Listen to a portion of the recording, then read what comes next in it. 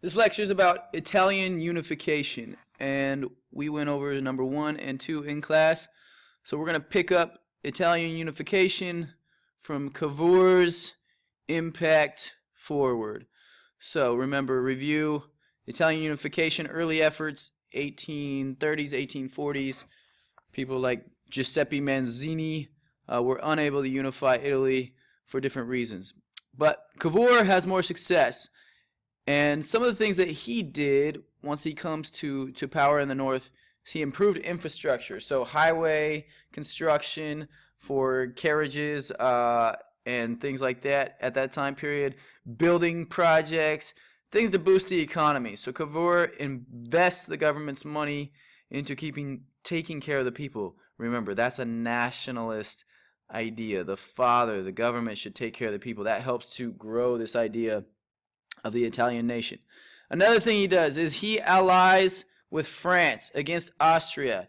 He knows that if Italy is going to unify, they need an alliance because Austria controls certain lands in Italy that Cavour wants. And he says we can't defeat Austria without help, so he enlists Napoleon and France. Remember, the new Napoleon Bonaparte's nephew.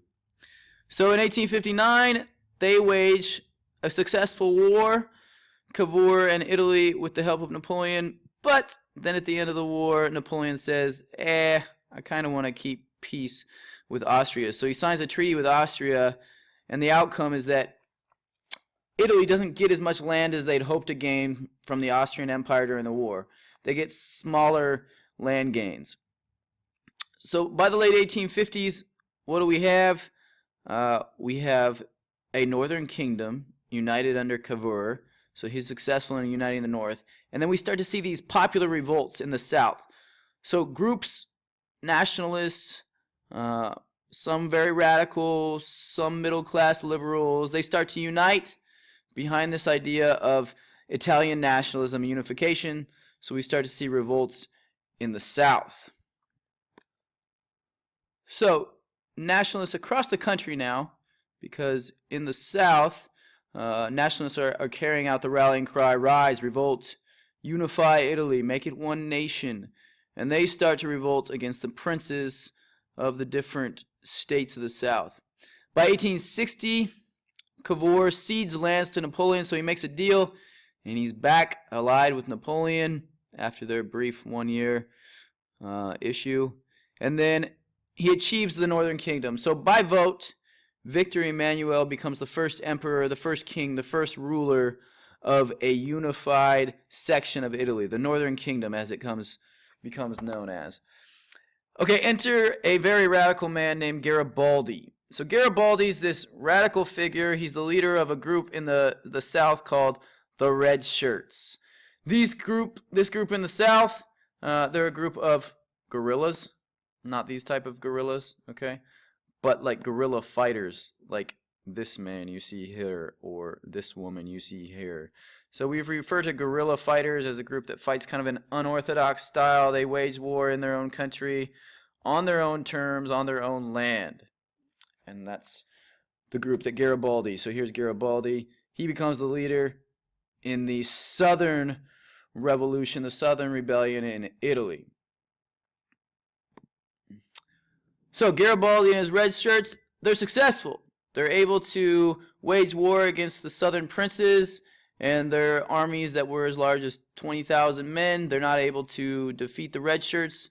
And then he gets it in his head, he's going to march on Rome. So in 1860, Garibaldi and his guerrillas say, let's march on Rome. Let's go to the Vatican. So the Vatican today was very similar to the Vatican back then. And Garibaldi gets it in his head, we're going there. We're going to change quickly. We're going to change Italy quickly and kick out the Pope. Cavour, however, he knows this is a bad idea because he's a good politician and he's not just thinking like a radical. He thinks if we attack the Pope, well, France is then going to turn on us, Napoleon and France, because France is a Catholic nation. So they're essentially allied with the Pope through religion. So they're going to turn on Italy if they do that. So he knows that's a bad idea. So he comes up with his own plan. So this is his plan. So Cavour, here represented by the green, and remember he controls the kingdom of the north at this point, he sends troops to Rome. At the same time, Garibaldi and the red shirts are sending troops, or guerrilla leaders and their soldiers to Rome. So they meet here in the most important city, some might argue, in the world, in Rome. And these are the results. Cavour, not only is he organizing his military, but he's organizing a vote of the people. It's called a plebiscite. That's what that word is that you can't see because of the reflection. A plebiscite is a vote of the people. And a lot of Garibaldi's followers are saying, you got to not allow this to happen. We need radical change. But Garibaldi decides, I'm not going to resist this change. I think we need to know more specifically about the history, so I can't presume to know what Garibaldi thought. But for whatever reason, he does not resist the vote. The vote happens, and the southern states vote unification of the North and the South. So they vote for the unification of Italy.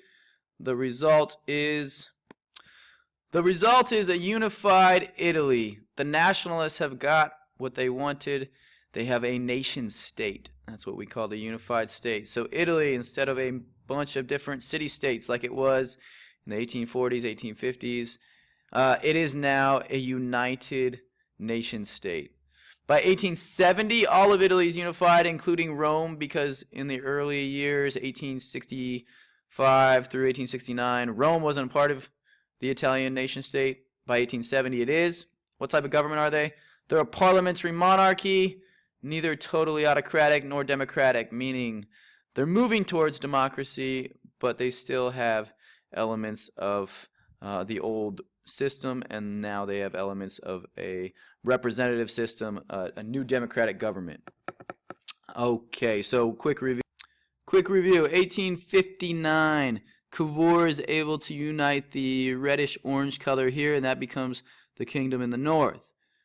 These other city-states, not yet unified, right?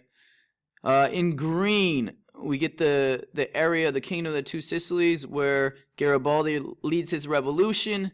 And then we see in the middle the Papal States, Rome. And that's where eventually Garibaldi and Cavour would meet. The people hold a vote to unite the North and the South. And by 1870, this whole area would be one color to represent the Italian nation state that we know today as Italy. That's the end of my unification presentation. Your job is to do the same thing, not make a presentation, but create a mind map for Germany. German unification under Bismarck around the same time period, but a little bit different of a story. Keep in mind our nationalist themes. Common enemy is very important. Bismarck creates a common enemy. How does Bismarck use the law? And keep those themes in mind as you make your mind map. All right, thank you very much.